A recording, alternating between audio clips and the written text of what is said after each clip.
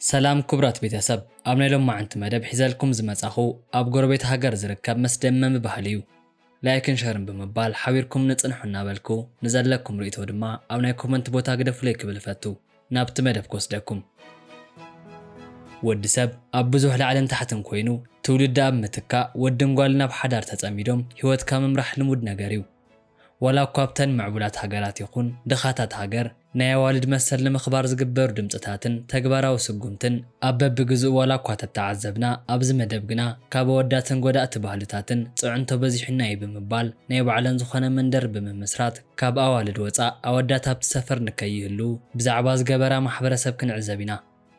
እዚ መስደመሚ ተግባር ዝፍጸመሉ ድማ ኣብ ጎረቤት ሃገር ኬንያ ክኸውን እንከሎ ኣብ ኬንያ ቀንዲ ከተማ ናይሮቢ 380 ኪሎ ሜትር ርሕቐት እትርከብ ሳምቡራ ብተባሃለ ቦታ እዩ። ኣብ ሳምቡሩ ብኣዋልድ ተመስረተ ኡማንጂ መንደር ክኸውን እንከሎ እዚ ሰፈር መጻውዒኡ ክረክብ ዝኸኣለ ድማ ካብ ስዋሂሊ ቋንቋ ከም ዝኾነ ይዝረብ እዩ። ኡማንጂ ክትርጎም እንከሎ ሓድነት ዝብል ስም እዩ። እዚ እውን ናይ ኣዋልድ ሓድነትን ምትሕብባርን ንምግላጽ ተሓሲቡ ተፈጥረ እዩ። እዚ ሰፈር ቅድሚ 35 ዓመታት ኣብ 1990 ርብቃ ሎሎሶሊ ብተባሃለት ናይቲ ከባቢ ናይ ኣዋልድ መሰል ተሟጋቲት ሰብ ብ15 ኣዋልድ ተመስረተ ሰፈር እዩ። ነዚ ሰፈር ዝመስረተ ኣዋልድ ብኣሰውእተን ማህሲትን ጽዕንቶን ይበጽሐን ብምንባሩ ቀጺሉ እውን ኣገዲድካ ምዕማጽን ምግራዝን ዝኣመሰሉ ጎዳእቲ ልምዲ ምኽንያት መጥቃዕቲ ዝበጽሐን ኣዋልድ ንካሕውያት ተመስረተ ምዃኑ ይግለጽ እዩ። ናይቲ ሰፈር መስራቲት ርብቃ ኣብ 1962 ኣብ ኬንያዋን ሰፈር ተወልደት ክትከውን እንኮላ ናይ ነርሲንግ ምህሮኣ ንምውዳእ ዝነበረ ሕልሚ ብናይ ገንዘብ ሕፅረት ምኽንያት ከይተሳኻዐ ከም እተረፈ ትዛረብ እያ። እቲ ምህሮኣ ድሕሪ ምቁራፁ እውን ኣብ 18 ዕድሚኣ ብ17 ናይ ላሕም ገዝሚ ሓዳር መስሪታ እያ። ርብቃ ኣብቲ ከባቢ ነብራ ዝነበራ ኣዋልድ ይበጽሐን ካብ ዝነበረ ማሕበራዊ ጽዕንቶ ንምንካይ ኢሉ እውን ኣዋልድ ምስ ናይ ሓዳር መጻምደን እኹል ዝኾነ ናይ ሃብትን ጥሪትን ወነንትን ክኾና ናይ ግንዛቤ ፈጠራ ማዕዳ ክትህብ ጸኒሓ እያ። እዚ ተግባር ንኽተቋርጾ ድማ ናይቲ ከባቢ ሽማግለታትን ኣወዳትን ተደጋጋሚ መጠንቀቕታ ሂቦማ እዮም። ንሳ ግና ኣብ መትከላ ጸኒዓ ቀጺላቶ እያ። ናይ ሓዳር መጻምዳ እውን ካብዚ ተግባር ንኽትርሕቕ ብተደጋጋሚ ሓቲትዋ እዩ። ንሳ ግና ማዕዳ ምሃብ ሕጂ እውን ቀጺላትሉ እያ። ብኸምዚ ተግባር እውን ናይቲ ከባቢ ሰፈር ነበርቲ ኣብ ልዕሊ ርብቃ ናይ ማህረምትን ስርቅን ክፍጽሙላ ጀሚሮም እዮም። እቲ ናይ ሓዳር መጻምዳ እውን ነዚ ጉዳይ ትሚሉ ክዕዘቦ ምቕጻሉ ተስፋ ሲኢናትሉ እያ። ርብቃ እውን ንሳን ከምኣ ዝበላን ኣብ ሓደ ክጠምረን ዝኽእል ካብ ኣወዳት ዝረሓቐ ሰፈር ምምስራት ከም ዘለዋ ወሲና እያ። እዚ ሰፈር ካብ 1990 ካብ ዝምስረት ንነዘ ካብ መጻምዲ ሓዳርን መጥቃዕቲ ዝበጽሐን ትሕቲ ዕድመ ምርዓ ንኽፍጽማ ዝግደዳ ግርዛትን ካልኦት ጎዳእቲ ባህልን ንኽፍጸመለን ጽዕንቶ ዝበጽሐን ኣዋልድ ናብዚ ሰፈር ይመጻየን። ናብዚ ሰፈር ኣዋልድ ደቀን ብምሓዝ ክመጻ ስለ ዝጀመራ ምስ ወላዲት ኣዲኦም ዝመጹ ህፃውንቲ ኣወዳት እንድሕር ደኣ ኮይኖም ክሳብ 18 ዕድሚኦም ኣብቲ ሰፈር ንኽነብሩ ይፍቀደሎም እዩ። 18 ዓመት ዝገበረ ወዲ ተባዕታይ ግና ነዚ ሰፈር ገዲፉ ንኽወፅእ ይግደድ እዩ።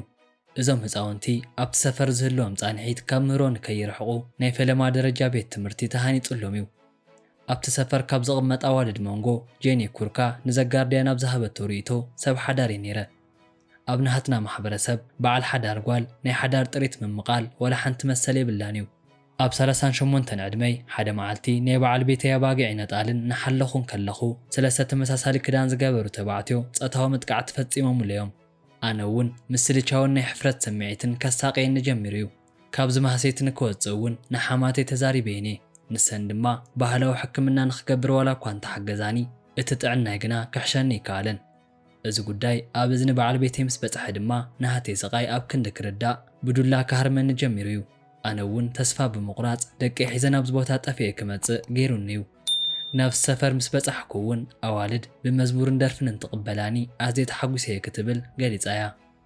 ኣብ እሞጁ ኣብ 1990ታት ኣብ ኬንያ ዝነበሩ ናይ እንግሊዝ ወታደራት ጾታዊ መጥቃዕቲ ተፈጸመለን ኣዋልድ እውን ይርከባ እየን።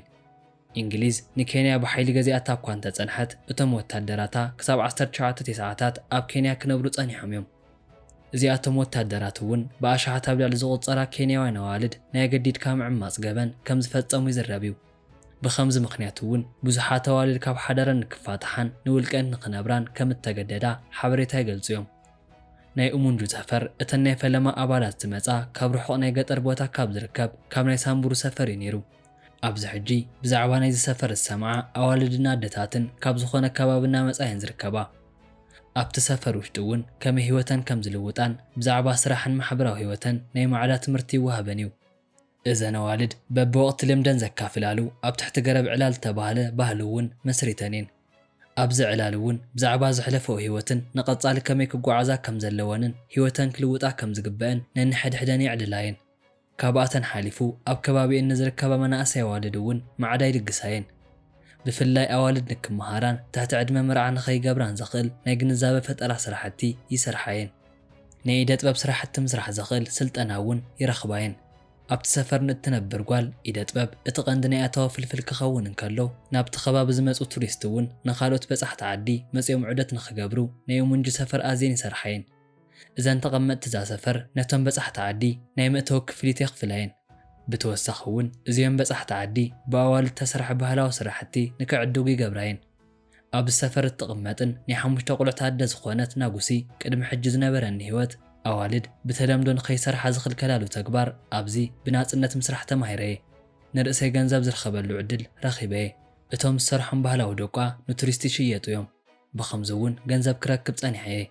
እዚ ገንዘብ እኹል እኳ ተዘይኮነ ኣብ ሰፈር ብዝረኽቦ ነገር ኩሉ ሕጉስ እየ ክትብል ገሊጻ እያ። ናይ እሙጁ ሰፈር ነበርቲ መንበሪ ገዘን ብዕንፀይትን ብሳዕርን እየን ዝሰርሓ። ክዳነን እውን ተመሳሳሊ ባህሊ ቅዲ ዝሓዘ እዩ። ናይ ሰፈር ነበርቲ ብሓፈሻ ብዝሐን በብወቕቲ እናመጻ ብዝርከብ ኣዋልድ ናወሰኸ እኳ እንተመፀ ሕጂ እውን ግና በቲ ከባቢ ማሕበረሰብ ካብ ፀርፊ ይዕረፋን እየን። እዚአን ኣዋልድ ንብሕተን ሰፈር መፍጣረን ዋላ ሓንቲ ምእመን ምኽንያት የብሉን። ናይ ከባቢና ባህሊ ዘፍርስ እዩ። ነዚ ዝገብርኦ ዘለዋ ገንዘብ ንምርካብ እዩ ብዝብል ዝኸስወን ኣይተሳእኑን። ናይ ሰፈር መስራቲት ርብቃ ናይ ቀደም በዓል ቤታ ኣብ 2009 ናብቲ ሰፈር ብምኻድ ንርብቃ ሽጉጥ ሒዙ ንምቕታል ፈቲኑ እኳ እንተነበረ ኣብቲ ሰዓት ኣብቲ ከባቢ ስለ ዘይነበረት ህይወታ ተሪፉ እዩ። ብኸምዚ ምኽንያት እውን ናይ ሰፈር ኣዋልድ ንድሕንነተን ብምስጋእ ንተወሰነ መዓልቲ ነዚ ሰፈር ገዲፈን ንኽወፃ ተገዲደን እየን። ድሕሪ እውን ናይ ሰፈር ነበርቲ ኣዋልድ ናይ ሓባር ኣመራርሓ ብምሃብ ህይወተን ዝገብራ ክኾና እንከለዋ ርብቃ ን10 ዓመታት ናይ ሰፈር መራሒት ብምዃን ኣገልጊላ እያ። ርብቃ ነዚ ከባቢ ይኹን ንናይ ኬንያ ኣዋልድ መሰል ምኽባር ኣብ ዝገበረቶ እጃም ኣብ 2010 ቫይታል ቮይስስ ወይ እውን ንቑሕ ድምፂ ካብ እተባህለ ሰናይ ተግባር ትካል ናይ ፍልጦ ሽልማት ተቐቢላ እያ። ኣብ ሕቡራት መንግስቲ ጉባኤ እውን ናይ ምስታፍ ዕድል ረኺባ እያ። ኣብ እሙጆ ዝነብራ ኣዋልድ እውን ብዛዕባ ናይ ርብቃ ሕያዋይነት ተዛሪበን ኣይጸግባን። ኣብቲ ከባቢ ንኣዋልድ ዝወሃበን ተጋገየ ግምት ካብቲ ክበፅሐን ይኽእል ዝነበረ ምንግልታዕ ከም ዘሕወየተን ይገልጻ እየን። ናብዚ ሰፈር ንበጻሕቲ ዓዲ ተዘይኮይኑ ዕድሚኡ ልዕሊ 18 ዝኾነ ተባዕታይ ፈጺሙ ምእታዊ ይኹን ምቕማጥ ኣይፍቀደሉን። እዚ ጉዳይ በቶም ናይቲ ከባቢ ሽማግለ ዓዲ ተነቃፊ ኮይኑ ጸኒሑ እዩ። ኣዋልድ ንብሕተን ሰፈር ፈጢረን ምንባር ንምንታይ ኣድላይ ኮይኑ እቲ ዘቕርብዎ ምኽንያት ዘይእመን እዩ ዝብል መትከል ሕጂ እውን ኣይተለወጠን። እዘን ኣዋልድ እውን ህይወት ገና ሕጂ ጀሚርና ብተባዕትዮ ክበፅሐና ካብ ዝነበረ ጭቆና ተገላጊልና ኢና ኢለን ብሓጎስ ምዝራበን ሕጂ እውን ቀጢለን እየን። እዚ ናይ ኬንያውያን ኣዋልድ ተግባር ኣብ መላእ ዓለም ኣብ ኣዋልድ ካብ ዝበፅሕ ማሴቲ ጠጠው ንክብል ዘመላኽቱ ዶ ትብሉ ዋላስ ጉቡእ ኣይኮነን። ኣብ ናይ ኮመንት ቦታ ርእይቶኹም ሃቡ ላይክን ሸርን ብምባል ናብ ኩሉ ንክባፃሕ ደገፍኩም ኣይፈለይን ክብል ፈቱ።